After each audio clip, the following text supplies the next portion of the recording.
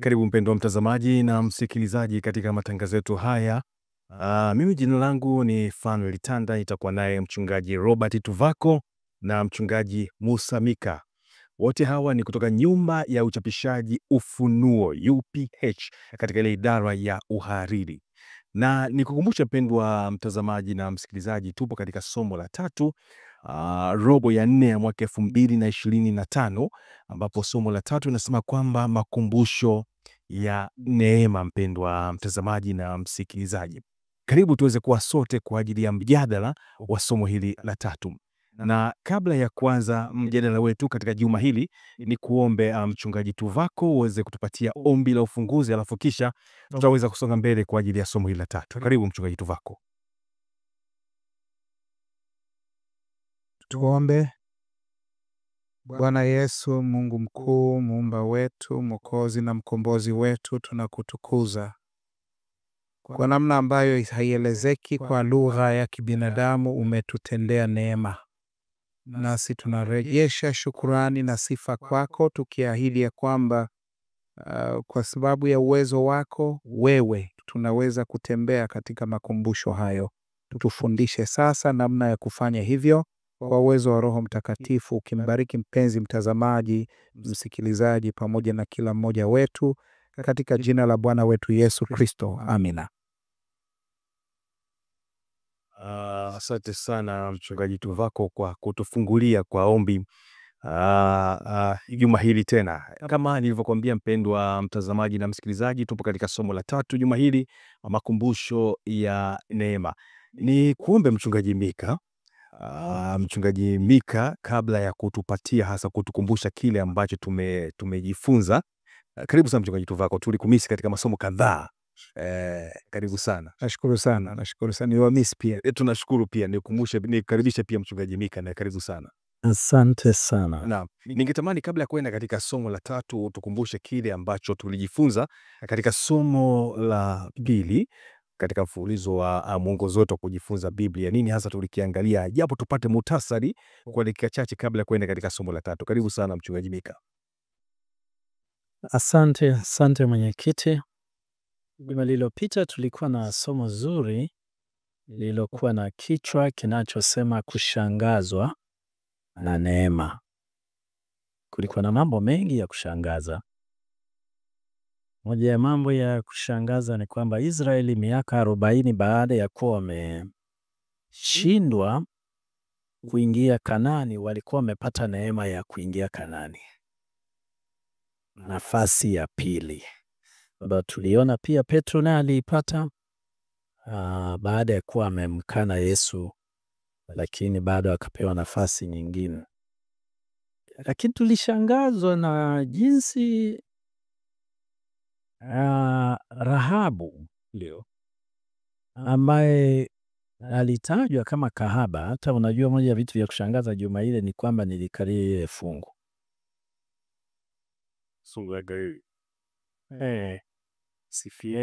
Rahabu yule kahaba au kahaba akaokolewa kabisa na kuingia katika ukoo wa Yesu. Na hata tukashangaa kwamba alitumia njia ambayo maandiko hayaikubali, maana alitumia uongo, lakini neema ya Mungu ilitoa nafasi ambayo ilimpa fursa ya kuokolewa. Tukashangaa tena mwenyekiti, kwamba kuna watu waliitwa Wagibeoni, walitumia mbinu kabisa, wakavaa nguo ambazo walionyesha ni kuu kama waliotoka mbali, na wakamudu kudanganya. Katumia udhaifu wa Joshua kutomuuliza Mungu, lakini neema ya Mungu bado iliwapa nafasi wakawa wahudumu wa hekalu. Na baadaye tukashangaa kwamba kumbe hata sisi tulikuwa waovu kabisa, tusiostahili kuokolewa, lakini neema ya Mungu ikatuokoa. Kwa hiyo tukagundua mwenyekiti kwamba basi sasa ingekuwa vizuri watu wa Mungu washangilie hiyo neema, lakini tusijiruhusu kupotea, kwa sababu neema ya Mungu ipo na inatafuta kuokoa, na ni ya kushangaza. Ninakushukuru sana mchungaji Mika. kwa kutukumbusha kile ambacho tulijifunza katika somo hilo la pili. Sasa twende moja kwa moja Mchungaji Tuvako katika somo letu la tatu, makumbusho ya neema. Katika somo hili la tatu tutaangazia vitu gani hasa? Japo kwa mtupo wa jicho, nitumie lugha kwa mtupo wa jicho, nini hasa tukachokelea? Karibu sana Mchungaji Tuvako. Nakushukuru mwenyekiti. Juma hili kwanza nishukuru Mungu pia kuwa pamoja nanyi. Nilikuwa na shauku pia ya kukutana tena kama hivi, na ninapoangalia juma hili naona yafuatayo ambayo tutayaangalia kwa kina. Tunaangalia somo ambalo limepewa kichwa makumbusho ya neema. Kwa Kiingereza napotumia memorials, ni vitu kadha wa kadha vinavyofanya ukumbusho huo uonekane kulingana na muktadha husika. Sasa makumbusho ya neema, yani yanaonyesha neema ilivyofanyika katika mazingira yale husika. Somo letu linaanza kwa kutupatia kielelezo kimoja ambacho nilikipenda kidogo. Bwana mmoja anaitwa John, anaendesha gari yake barabarani na ameendesha kwa hatua fulani, anakutana na askari polisi anayemsimamisha katika barabara na anaegesha gari pembeni. Polisi anapokuja anamuuliza juu ya leseni ya udereva. John anasema nimeisahau, maana ameshtuka tu pale, pochi ambayo anaweka ile leseni haipo naye. Kwa namna fulani polisi au askari huyu analeta faini ambayo wanaita tiketi. Alafu anamwambia kwa lugha moja, anamuuliza kwamba wewe unafanya kazi gani? Anasema mimi ni profesa. Basi hii ninayokupa kama ambayo wengine huita faini, hii sio faini. Wanafunzi, sasa unajua anazungumza na profesa. Wanapokuja kupata mafunzo wanalipa ada. Hivyo sasa wewe pia hii ni ada ya kujifunza kutokusahau. Na hivyo kwa namna hiyo anazungumzia hoja inayopendekezwa hapa ni kwamba tunasahau. Tunasahau na hivyo tunahitaji kukumbushwa. Ninapotafakari somo la juma hili kama tutakavyoliangalia, ndugu mwenyekiti, kwa undani, ninajiuliza hivyo, wewe kuona uzoefu wa kuwa na mzazi ambaye unamwona hapo, anakuona, unafika, mnatazamana, amekusahau? Na changamoto hizo zipo sana leo, na huo uzoefu unauma kidogo. Mzazi wako akimsahau au wewe ukimsahau mtu ambaye ni wa karibu sana na wewe. Hebu fikiri ungemsahau mkeo, hiyo lugha ingekuwaje? Mazingira kama ya namna hiyo ya kusahau. Ndiyo maana kwa wanadamu, ingawa tunao mwelekeo wa kusahau vitu ambavyo havimo machoni mwetu wakati fulani au wakati wote, kusahau kuna athari mbaya. Kuna athari mbaya, na hivyo tunachoangalia leo, licha ya orodha ndefu tunaweza kuwa nayo ya vitu ambavyo tunaweza kusahau, tunajifunza katika uzoefu wa kuvuka Yordani, Mungu alivyofanya kwa makusudi kuweka vitu au ishara za kukumbusha, ili watu wake wazidi kukumbuka, sisahau. Fungu letu la kukariri linapatikana kwenye Yoshua sura ya 4 aya 23 na 24, na nafurahi kwamba ingawa sitampa nafasi hiyo sasa hivi, ndugu mwenyekiti, sitafanya kazi yako. Mchungaji Mika anasema anaweza akalikariri, lakini ngoja nilisome. Kwa sababu Bwana Mungu wenu aliyakausha maji ya Yordani mbele yenu, hata mlipokisha kuvuka, kama Bwana Mungu wenu alivyoitenda bahari ya Shamu, aliyoikausha mbele yenu, kumradhi, aliyoikausha mbele yetu, hata tulipokisha kuvuka, watu wote wa duniani wapate kujua mkono wa Bwana, ya kuwa ni mkono wenye uweza, ili wamche Bwana Mungu wenu milele. Yoshua sura ya 4 aya 23 na 24. Asante sana Mchungaji Tuvako kwa kutupatia picha ya kile ambacho tutakitazama katika somo hili la tatu. Na nikirejea tena kwako Mchungaji Mika, tunajifunza nini hasa kutokana na jinsi kuwepo kwa Mungu kulivyodhihirishwa hasa wakati wa Israel walipokuwa wakivuka pale Jordan? uwepo wa Mungu ulidhihirishwa kwa namna gani? Karibu sana Mchungaji Mika. Na kwenye fungu la ukariri pia pale tumezungumza pia nadhani kuhusiana na Yordan. Karibu sana Mchungaji Mika. Asante mwenyekiti. Ili nijadili vizuri hii mada, naomba nisome Hesabu 14 aya ya 41 hadi 44. Anasema, Musa akawaambia, kwa nini ninyi sasa huyahalifu maagizo ya Bwana? Maana halitafanikiwa jambo hilo. Msikwe, kwa kuwa Bwana hamo kati yenu. Msipigwe na kuangushwa mbele ya adui zenu, kwa kuwa Mwamaleki na Mkanaani wako mbele yenu, nanyi mtaanguka kwa upanga, kwa sababu mmerudi nyuma msimwandame Bwana. Kwa hiyo Bwana hatakuwa pamoja nanyi. Lakini walithubutu kukwea mlimani hata kileleni, ila sanduku la agano la Bwana halikuwako humo maragoni, wala Musa hakuchoka. Napenda fungu la 45. Anasema, ndipo Mwamaleki na Mkanaani waliokaa huko mlimani wakatelemka, wakawapiga na kuwaangusha hata kufikilia Homa. Si kwamba napenda walichowafanyia, lakini nalipenda kwa sababu linaonyesha hitimisho la hiyo. Mwenyekiti, wakati tukiwa na hiyo kwenye mawazo yetu, naomba nisome sasa Yoshua 3 mstari wa 1 hadi wa 5. Yoshua akaondoka asubuhi na mapema, nao wakatoka Shittim, wakafika mto wa Yordan.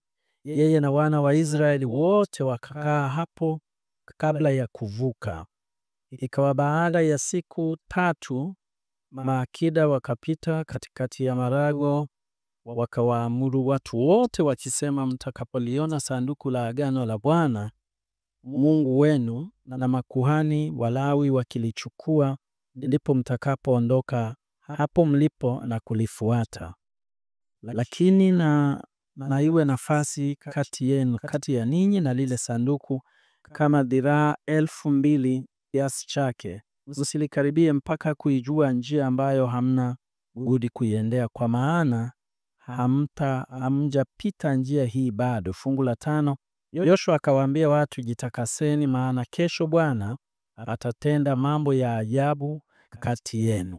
Mwenyekiti, umeniuliza juu ya kuvuka Yordan, na kwa kweli tunaona katika sura ya 3 ya Yoshua maelekezo juu ya Israeli kuvuka Yordan. Mwongozo wetu umeturudisha nyuma makusudi, waangalia miaka yapata 40 nyuma walipojaribu kwenda. Walijaribu kwenda kuitwaa nchi ya ahadi, lakini Musa aliwakataza, msiende na hamtafanikiwa. Wao waliamua kwenda, na anasema walienda mpaka kileleni. Lakini Hesabu amekuwa makini kutuambia, ila sanduku la Bwana halikwenda na Musa naye hakutoka, na walipoenda hawakushinda, walishindwa. Kisa cha Yoshua 3 kinatuonyesha Mungu ameshatoa maelekezo ya kuvuka, na amemwambia Yoshua kwamba mara hii nitafanya wajue kwamba niko na wewe kama nilivyokuwa na Musa. Na maelekezo ni kwamba wawahi pale Yordani, na kweli wanafika pale siku 3 hivi. Wakiwa pale, maelekezo yanayotolewa ni kwamba sanduku la Bwana litatangulia. Mtakapowaona wale makuhani Walawi waliobeba sanduku wakianza kuondoka, ndipo mfuate, lakini msisogee karibu. Na alafu anawaambia, maana mtaona kitu ambacho hamjawahi kukiona. Lakini kitu kingine ambacho anafurahisha, lakini anaambia mjitakase. Kuna mambo 2-3 hapa mwenyekiti, labda yako mengi, lakini nitasema 2-3. Moja, sanduku la agano. Mbona sanduku linatamkwa zaidi? moja ya vitu vinavyofurahisha ni kwamba lile sanduku lilifunikwa na kiti cha rehema ambacho kilikuwa kimefunikwa na makerubi, kilichokuwa kinawakilisha uwepo wa Mungu. Kwa hiyo ingawa sanduku la agano halikuwa Mungu, lakini liliwakilisha uwepo wa Mungu, na hukudiriki kucheza nalo. Walikuwa wamepewa maelekezo. Tunaelewa baadaye kwamba kuna mtu aliligusa, ni Uzia. Alipoona limekungua linataka kwenda chini, walikuwa wamefanya makosa namna ya kulibeba, lakini akataka aliokoe na maisha yake yalikoma. Hata Daudi aliliogopa. Iliwakilisha uwepo wa Mungu. Labda ndio maana hapa anasema msisogee karibu, msisogee karibu. Wanalibeba waliopata idhini ya kubeba, na ingawa sanduku lile sio Mungu, lakini linawakilisha uwepo wa Mungu. Mwenyekiti, kuna aya sijaisoma, labda tutaisoma mahala fulani mbele, ambayo ilikuwa inaonyesha kwamba Mungu mwenyewe atakuwepo pale. Mungu ndiye atakuja kufanya hiyo shughuli. Kwa hiyo sanduku la agano hili liliwakilisha uwepo wa Mungu. Mwongozo wetu ulikuwa umetaja kwamba kulikuwa na amri ndani yake, fimbo ya Haruni ilikuwemo pia ndani yake na kopo la mana, lakini basi tunaelewa lilikuwa linawakilisha uwepo wa Mungu. Kwa hiyo kinachozungumzwa hapa leo, kile ambacho walikikosa wakati wanajaribu nyuma katika Hesabu, ndicho ambacho leo kinapatikana kwenye Hesabu. Sanduku alikwenda nao na Musa hakwenda nao. Kwa lugha rahisi, Mungu hakwenda nao. Mara hii Mungu ndiye anatangulia, na wale wanaotangulia wanawakilisha uwepo wa Mungu, na wao wanaambiwa watafuata kadri inavyoenda. Anaenda Mungu kwa muda aliyopanga, kwa namna aliyopanga, na ndiye mwenye shughuli hii, na wao kazi yao ni kushangaa. Na ndio maana mwenyekiti, utaona kando ya kwamba wameambiwa walinde umbali ule, wanaambiwa wajitakase. Nimekuwa nafuatilia na nashukuru kwamba mwongozo wetu umesema pia kwamba aina hii ya utakaso inayozungumzwa ni aina ile ambayo makuhani walipokuwa wanataka kuingia hekaluni kuhudumu, waliambiwa wajitakase. Kwa nini? Wanaenda mbele za uwepo wa Mungu. Aina ile ambayo Musa aliwaambia watu, jitakaseni, kesho mnakutana na Mungu. Kwa hiyo neno hili kujitakasa lina maana kabisa kuambia jamani, kesho mwenye shughuli hii anayetangulia ni Mungu, na msije vibaya vibaya, mje kabisa mkijua mnakuja mbele za Mungu. Na kwa hiyo mwenyekiti, kuvuka sasa kutawezekana kwa sababu Mungu ametangulia, na wale wanaofuata wanaenda kama Mungu anavyotaka waende. Na labda nisome maelezo madogo mwishoni pale kwenye ukurasa wa 32. Anasema muujiza wa kuvuka Yordani ulikuwa wahakikishia Waisraeli kwamba ahadi ya Mungu ya kuwasukumia mbali watu hao waliokuwa katika kwenye nchi hii ingefaa kuaminiwa. Yeye aliyeweza kuwapatia uhakika wa kupita mahali pakavu ndani ya Yordani angeweza pia kuwapatia zawadi ya ile nchi. Kwa mwenyekiti, ninachokaza hapa ni kwamba Mungu alikuja, Mungu aliongoza, alitengeneza njia, na wao kwa kuwa walimfuata ilifanya iwezekane kwao kuvuka. Asante sana Mchungaji Mika. Leo ni makumbusho tu ya neema. Nirejee kwako tena Mchungaji Tuvako. Kuna neno la Kiebrania ambalo tutaliangalia katika juma hili, lakini pia limezungumzwa pia katika kitabu cha Yoshua 3 na ule mstari wa 5 limefafanuliwa pale. Lakini sasa ningekuomba Mchungaji Tuvako ungejaribu kutuambia hilo neno la Kiebrania hasa kwa muktadha wa somo letu la juma hili lina maanisha kitu gani hasa. Nitajaribu kulitaja lakini utaliweka vizuri. Ni niflaut kama sikosei, niflaut la Kiebrania. Karibu sana Mchungaji Tuvako, ukilinganisha na ile Yoshua 3:5. Nakushukuru mwenyekiti, ninaunganisha tu pale ambapo Mchungaji Mika amekomea kupazungumzia hivi punde. Iliguswa na ule mwonekano wa msafara wa kuingia ili kuvuka Yordani. na mahali pengine anasema ile dhiraa 2000 ni takriban kilomita 1 mbali wa kutenganisha watu na sanduku la agano. Na wanazuoni mwingine anasema kwa umbali ule kulikuwa na sababu mbili zitaje kwa ufupi alivyozidokeza. Moja ilikuwa kwamba kutokaribia sanduku ambalo ni takatifu sana, kuonyesha utakatifu wake na ile ishara ya uwepo wa Mungu pale. Lakini la pili ni kwamba ukiwa mbali hivyo, katika umbali huo wote wanaliona. Kuliko wangekuwa karibu hivi wote alafu wale maelfu au mamilioni, ingekuwa vigumu sana kuona lile sanduku kama lingekuwa limekaribiwa. Lakini ninaguswa jinsi ambavyo sasa neno hili niflaot, ambalo ni neno la Kiebrania, linavyotujia katika somo la juma hili. Namwona Mungu akielezwa kwa neno hilo niflaot, ambalo lilimaanisha miujiza, maajabu, matendo yasiyo ya kawaida, matendo makuu. Unajua, hata waandishi wa habari wana ule msemo, nadhani sijui siku hizi kama unaendelea kusemwa, ukisikia mtu ameumwa na mbwa, wanasema hiyo sio habari, ndugu mwenyekiti. Lakini ukisikia mtu ameuma mbwa, basi hilo ni jambo lisilo la kawaida. Sasa hapa tunazungumzia mambo yaliyo kinyume na uasili au mtiririko wa taratibu za kiasili. Tunapozungumzia kuvuka Yordani, unazungumzia maji ambayo kawaida hayawezi kusimama, yana utaratibu wa asili na tunazungumzia wakati pia ambapo mto Yordani ulikuwa umefurika. Hatuzungumzii wakati ambapo maji yamekauka. Tunazungumzia wakati ambapo mto umejaa kutoka upande mmoja hadi mwingine.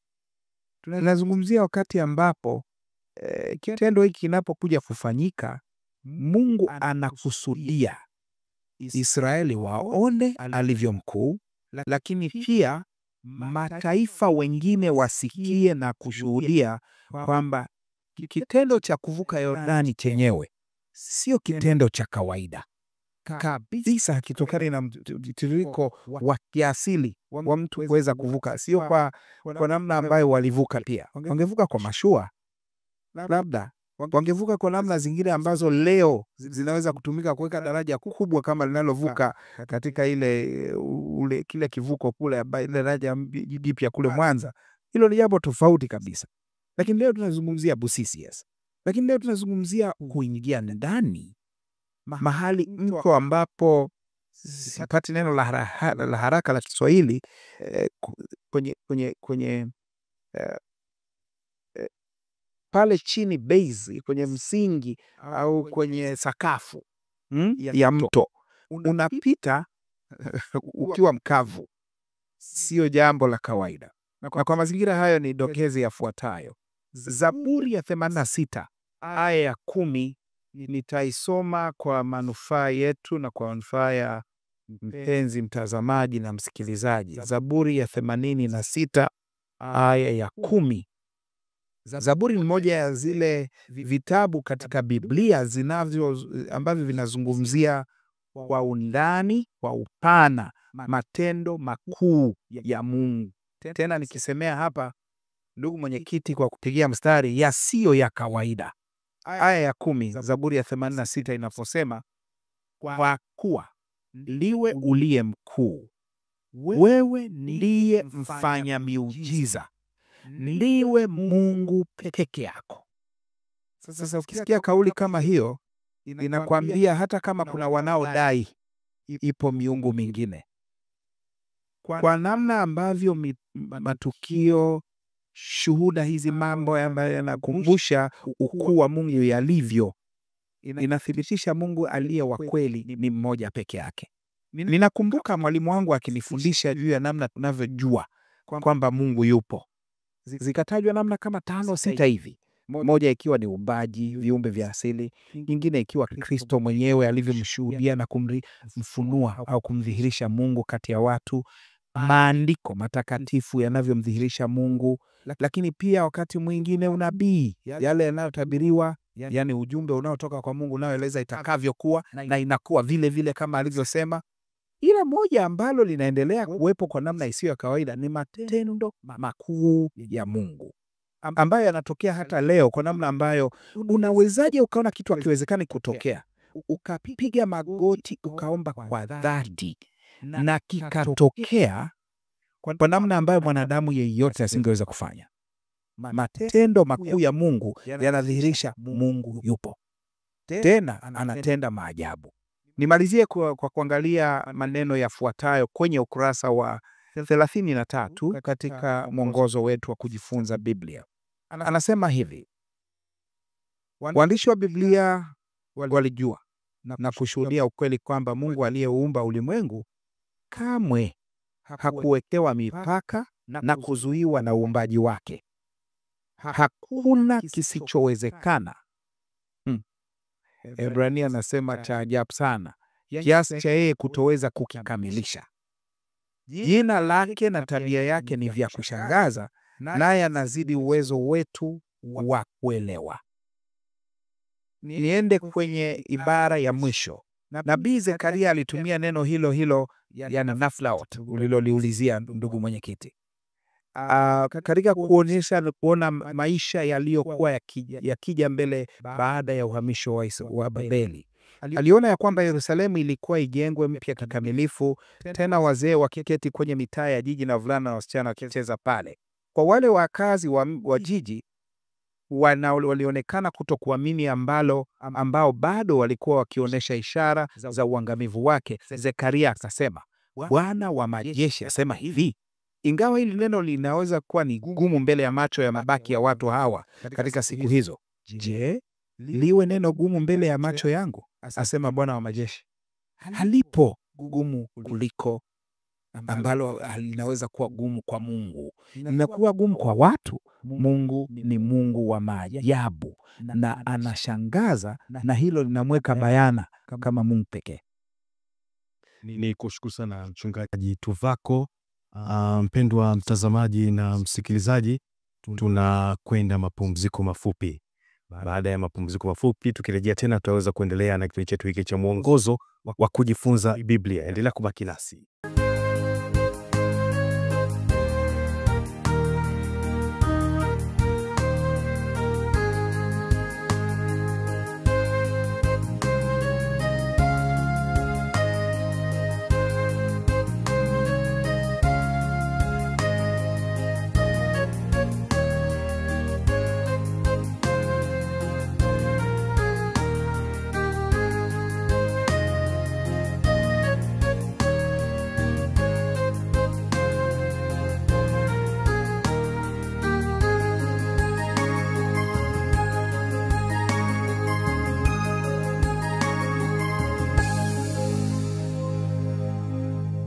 Mpendwa mtazamaji na msikilizaji, tumerejea tena katika kipindi hiki cha mwongozo wa kujifunza Biblia. Na nirejea tena kwako Mchungaji Mika. Leo tunaangalia hasa ishara za ukumbusho. Katika ishara za ukumbusho ambazo zilizotajwa katika somo la juma hili, zina mafundisho gani hasa kwetu leo hii au katika zama zetu hizi leo hii? Karibu sana Mchungaji Mika.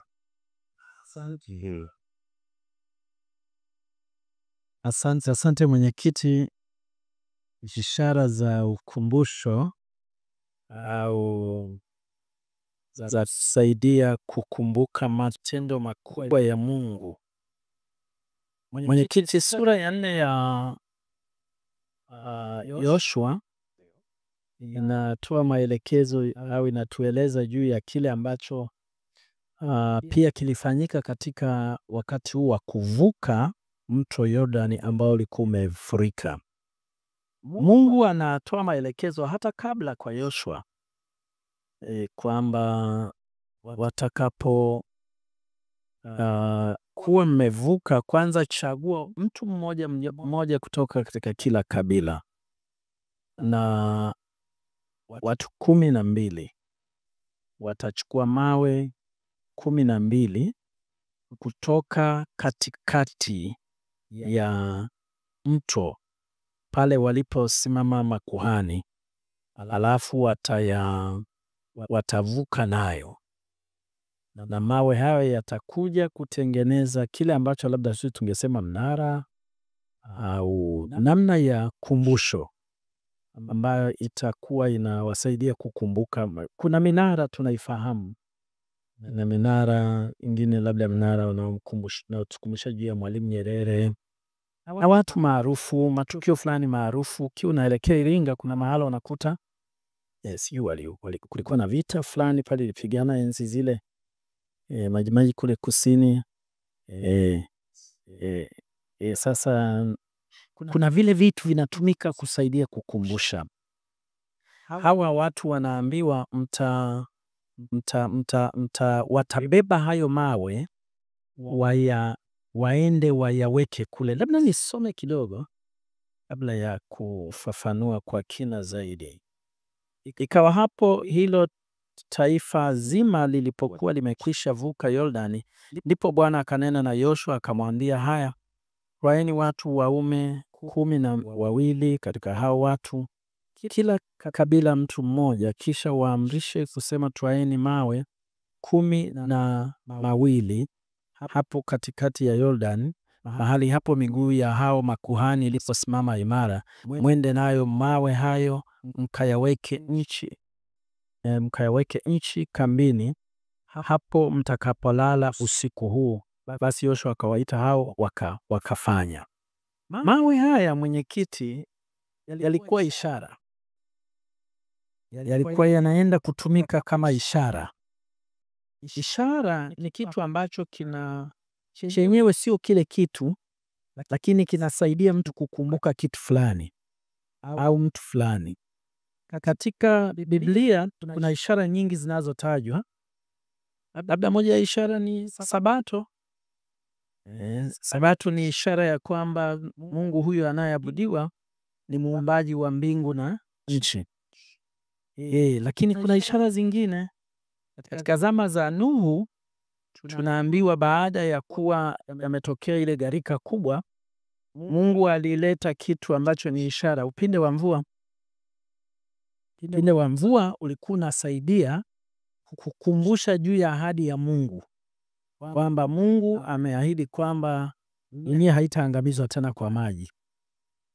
Lakini kule Misri kulikuwa na ishara pia. Wakati Waisraeli wanatoka Misri, waliambiwa wapake damu kwenye miimo ya milango na katika lintels zile, katika kwenye miimo ya milango, na damu ile ilikuwa ni ishara ya kuonyesha kwamba wametii maelekezo ya Mungu na wanataka kufunikwa au kuokolewa. Na kwa hiyo utaona kwamba malaika aliyepita kuwa wale wazaliwa wa kwanza, alipoona ile ishara alipita, hakuingia katika nyumba hiyo kwa ajili ya kuangamiza. Kwa hiyo ziko ishara nyingi zinatajwa, na hapa Mungu anawaambia kwamba kwa sababu ya matendo haya makubwa ambayo Mungu amefanya, makuhani wanainua miguu wakigusa maji yanakata, maji yanapanda. Mwenyekiti, yale maji ujue yalipanda, yani yalikuwa kama nguzo. Haya yanayotoka huko ambayo yalipaswa yanaanikwa, ikawa yanaendelea kuja, lakini yanapanda huku kwingine yakaenda, kwa kukawa kukabu. Unaweza ukapiga picha, hao wanavuka na wanyama, wanavuka na watoto wake zao na askari. Hata yale makabila matatu, nusu la Manase, Gadi na Rubeni, ni Dani na Ruben, walivuka. Nafikiri askari zaidi ya 40,000.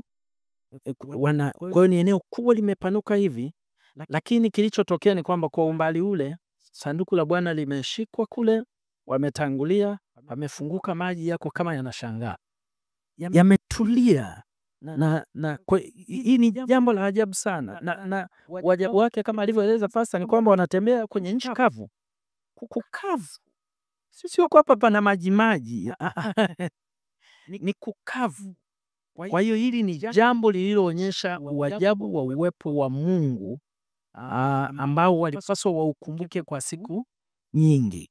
Na kwa Mungu anawaambia mchukue mawe mwende mjenge mnara ili mnara huo ubaki kumbukumbu. Hata aliwaambia mengine yawekwe katikati, na Biblia inasema mpaka leo yapo kule chini, na wanapeleka kule ili wajenge kukumbusha. Kikawaida ingekuwa rahisi kusema Mungu atende tena muujiza, lakini kuwa na haya mawe au kila wanapoiona inawaambia Mungu aliwahi kufanya hivi, aliwahi kufanya hivi, aliwahi kufanya hivi, aliwahi kufanya. Ni kama unayesimulia, unaeleza. Kadri unavyoeleza inavuta na kuona ukuu wa Mungu, inaimarisha imani yao, inajenga hali ya wao kumtegemea na kumtumaini Mungu. Kwa hiyo kwa mazingira haya tutaona kwamba Mungu akawaambia kwamba watengeneze huo mnara.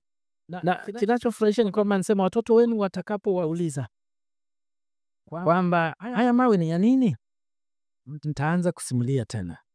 Nasema tulikuwa Misri, tulikuwa watumwa, Mungu alitutoa hivi. Tulipofika hapa Yordani ilikuwa imefurika, hakukuwa na njia, lakini makuhani walitangulia kuashiria uwepo wa Bwana.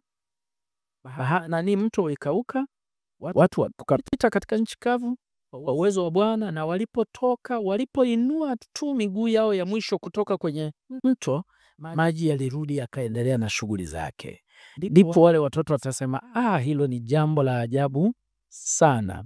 Mama White anasema mahala fulani, Ellen White, katika kitabu cha, sikumbuki kama ni kitabu cha elimu au ni kitabu gani, lakini kuna mahala anatamka kwamba hatuna sababu ya kuogopa yale yanayokuja mbele yetu katika siku za usoni, isipokuwa kama tutasahau jinsi ambavyo Mungu alituongoza katika wakati uliopita. Kwa hiyo kufunua hivi ndiko kulikokuwa kunajenga imani yao kwa Mungu, kwa watoto, na kuendelea kutangaza ukuu wa Mungu, na ndio maana waliweka ile ishara. Unajua hata sisi leo tunapotunza Sabato tunafanya hivyo hivyo.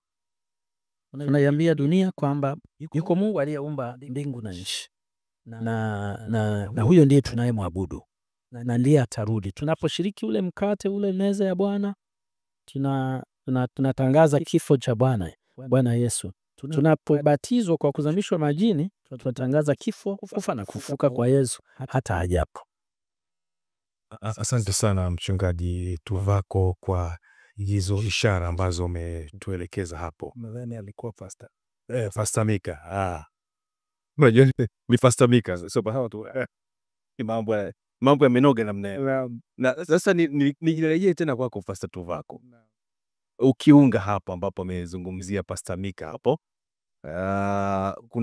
Unajua kuna mambo fulani ambayo unaweza ukawa unayakumbuka, ambayo mambo makubwa ambayo Mungu amekutendea katika maisha yako, ila katika kichwa chako kuna zile kumbukumbu zinakuwepo. Sasa japokuwa ni muhimu kukumbuka wakati uliopita na jinsi Bwana alivyotenda kazi katika maisha yako, kwa nini lazima kuwa na siku au kuwa na uzoefu ambao unakuwa unakumbuka, uwe na uzoefu na Mungu na uhalisia na upendo wake kuwepo kwako mpaka sasa hivi? Karibu Mchungaji Tuvako. Nakushukuru mwenyekiti. Nikijibu swali hili niunge pale ambapo alinukuu kauli moja nzuri sana ya mwandishi Ellen White. Kwa kweli kwenye mwongozo wetu inachukuliwa kutoka kwenye yale maandishi, kitabu kinaitwa Life Sketches, ukurasa wa 196. Hakuna cha kutuogofya kwa ajili ya wakati ujao, isipokuwa kama tutasahau jinsi Bwana alivyotuongoza na mafundisho yake katika historia yetu iliyopita. Kwa nini naipenda hii nukuu katika kujibu swali lako mwenyekiti tena katika muda huu? Uzoefu wa Israeli, Mungu anapoweka na ishara, unanikumbusha mambo machache, ni ataje tu kwa manufaa ya mpenzi mtazamaji, msikilizaji nasi. Umewahi kusikia mtu anateleza ulimi anasema tunapoiabudu Sabato? Tena kwenye sala, na si mara moja mbili, mara kadhaa, watu mbalimbali. na ninagundua tu kwamba wakati fulani tunaweza tukachukulia makosa fulani kuwa ni madogo, lakini yakipeleka ujumbe usio sahihi. Ishara ziliwekwa kutusaidia kuto kusahau, hazikuwekwa tuziabudu. La hasha. Ishara hata ya Sabato ambayo anasema ninaweka ishara kwa watu wangu, inayotambua wazishike Sabato zangu, ni kwamba waniabudu mimi, sio ishara. Ishara haiabudiwi. Na hivyo tunapozungumzia juu ya uzoefu huu, maana nadhani swali lako kama sijakosea linalenga katika kuona jinsi gani licha ya kukumbuka haya mambo haya yanatuongozaje kuwa na uzoefu ambao utakuwa makini siku kwa siku. Tumezungumzia awali kwa kudokeza tu juu ya athari za kusahau, jinsi ambavyo unaweza katika jamii ya kawaida na mahusiano kusahau kukawa ni changamoto katika mawasiliano ambayo yana athari kubwa. Lakini mbaya zaidi ni pale ambapo kusahau mambo ya kiroho kunapelekea kwenye matokeo mabaya, yaani wala sio kwa lugha nyepesi, uangamivu. Ninaona jinsi ambavyo katika fungu letu la kukariri aya 23 na 24 ya sura ya 4, nafsi zinabadilika. Nafsi za wingi wa kwanza, wingi wa pili. Na maana gani? Nirudie tena ile aya ya 23 na 24. Kwa sababu Bwana Mungu wenu aliyakausha maji ya Yordani mbele yenu, hata mlipokwisha kuvuka, kama Bwana Mungu wenu alivyoitenda bahari ya Shamu, aliyoikausha mbele yetu, hata tulipokwisha kuvuka. Watu wote wa duniani wapate kujua mkono wa Bwana, ya kuwa ni mkono wenye uweza, ili wamche Bwana Mungu wenu milele. Unakuta anapozungumzia uzoefu wa kuvuka bahari ya Shamu, anaongea yetu. Tulikuwepo. Yoshua anasema tulikuwa pale. Anapozungumzia Yordani na wakati ujao, anasema yenu, akimaanisha hata kama hamkuwepo katika uzoefu wa kuvuka bahari ya Shamu, lau mmekuwepo mkashuhudia kuvuka katika mto wa Yordani. Hivyo haya yote yafanye nini kwenu? Yawajalie kutokusahau, ya kwamba kama ambavyo tunakumbushwa na ule uzoefu, tunakumbushwa na hili tukio la sasa. Nisome maelezo machache katika mwongozo wetu ukurasa wa 35 anaposema hivi. Kwa ujumla huwa tunachukulia hali ya kusahau kama sifa bainishi ya kawaida ya wanadamu wote. Nilikuwa nacheka kidogo nikitafakari hii hapo awali, nikitia hapo. Unaweza ukawa kama Pastor Mika ambavyo anaweza kaweka miwani hapa juu, halafu ukatafuta miwani iko wapi? Ni ubinadamu. Unaweza ukaweka kalamu mfukoni. Zamani nilikuwa na mwalimu alikuwa anaweka kalamu kwenye nywele nyingi, halafu anatafuta kalamu ofisini, haioni, atafuta darasani, mpaka anakuja mwanafunzi, mwalimu, si labda ni hiyo hapo? Ipo kwenye kichwa naitazama. Sasa unajua mazingira hayo kibinadamu hapa anasema ni ya kawaida. Hata hivyo hali ya kusahau katika mambo ya kiroho au maana ya kiroho huwa inakuwa maandalizi ya matokeo mabaya. Namalizia kwa uwazi kabisa leo, kama tunataka kudumisha utambulisho wetu kama watu wenye wito na utume wa pekee, itatua sasa kutengeneza nafasi kwa ajili ya kuhuisha kumbukumbu zetu binafsi na za jumuiya, ili tudumishe fokasi, mtazamo au makinifu wetu kule tulikotokea, kwamba sisi ni nani na kwa nini tupo hapa. Hivyo tunafanyia hivyo watoto wetu kwa kukumbusha matendo makuu ya Mungu. Kuna mambo au ishara tunazowapa zinazowakumbusha kwamba Mungu alitenda pale, Yoshua anatufundisha lazima tuwe na zile ambazo zinatukumbusha matendo makuu ya Mungu. Kusahau unaweza kuleteleza maangamizi. Asante sana mchungaji Tuvako kwa kutukumbusha kuto kusahau matendo makuu ya Mungu. Nirejea tena kwako mchungaji Mika, ukiunga bado tupo kwenye zile ishara na ni zipi hasa maana ya ishara za mifano ya kihistoria ya kuvuka bahari ya Sham, lakini pia na ile bahari ya Yordan? Karibu sana mchungaji Mika. Asante. Amenikumbusha kweli, huwa nasahau miwani yangu wakati mwingine. Unaweza ukawa yani unaitafuta kabisa na iko hapa hivi, alafu sema nimeiweka wapi, Mtu anakwambia ninaitazama hiyo hapo, alafu basi unakubali. Nimependa ulisema kwamba lazima tuwe na mpango wa kuhakikisha kwamba tunashughulikia kusahau kwetu, kuhakikisha kwamba hatusahau. Mwenyekiti, Zaburi 66 inaleta fungu linalofurahisha zaidi, aya ya 6, lakini nitasoma 16 mpaka 19 pia. Aya ya 6 inasema, aligeuza bahari ikawa nchi kavu, katika mto walivuka kwa miguu, huko ndiko mlikomfurahia. Ulisema wangevuka kwa mitumbwi au nani? Sasa hapa anasema walivuka kwa miguu, na mtunga Zaburi anasema huko ndiko mlikomfurahia. Ameleta viwili, ameleta bahari, bila shaka akiashiria bahari ya Sham, alafu akaleta mto, bila shaka akiashiria pia mto Yordan, na sasa anasema walifurahia. Kweli walipovuka bahari ya Sham, Miriam Musa aliimba wimbo wake. Nimependa kusema ni wimbo wa Miriam. Okay, wimbo wa Musa, alafu na Miriam na wamama wakaitika vizuri. Aya ya 16 anasema, njoni sikieni ninyi nyote mnaomcha Mungu, nami nitayatangaza aliyonitendea roho yangu. Na alimuita kwa kinywa changu, na sifa kuu zilikuwa chini ya ulimi wangu. Kama ningaliwaza maovu moyoni mwangu, Bwana singalisikia. Hakika Mungu amesikiliza sauti ya maombi yangu. Mwenyekiti, hapa kuna Yordan, mto, na kuna bahari ya Sham. Sasa majina maarufu, na umaarufu wake unatokana na hiki alichotenda Bwana. Tendo la kuigawanya ile bahari, wakapita taratibu. Watoto hawezi kuharakisha au mifugo hawezi kuipiga.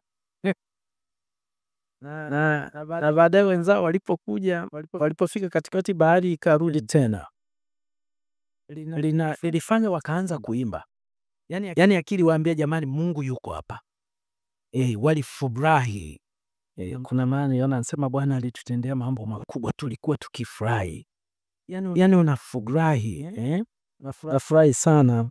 Namshukuru Mungu juma hili kuna kitu fulani alifanya, niko mwenyewe baada ya kukiona nikawa nafurahi. Yani nafurahi tu mpaka baadaye nikampigia simu kusema, leo umeharibu siku yangu vizuri, maana nimefurahi. Walikuwa wakifurahi. Ameeleza Yordan au basi tuzungumzie Yordan, inaweza kuzungumzwa kama mahala pa kubadilisha hadhi, kwa Waisraeli toka katika hadhi ya utumwa kuwa huru. Walipovuka bahari ya Sham, wale waliokuwa wana mabwana zao wasingeweza kuwafikia tena. Wanapovuka katika mto Yordan, kuna jambo la pili jingine unaweza ukaliona kwa haraka. Wanahama, wanabadilisha hadhi kutoka kuwa wahamahamaji ambao wamekuwa na safiri tu na mifugo na watoto. Sasa wanaenda kuwa na miji yao, ardhi yao, wana mashamba yao, wanajenga, wanakaa, wanaishi. Hadhi yao, makazi yao, hadhi yao imebadilika. Lakini si hivyo kwa huyu mtunga Zaburi.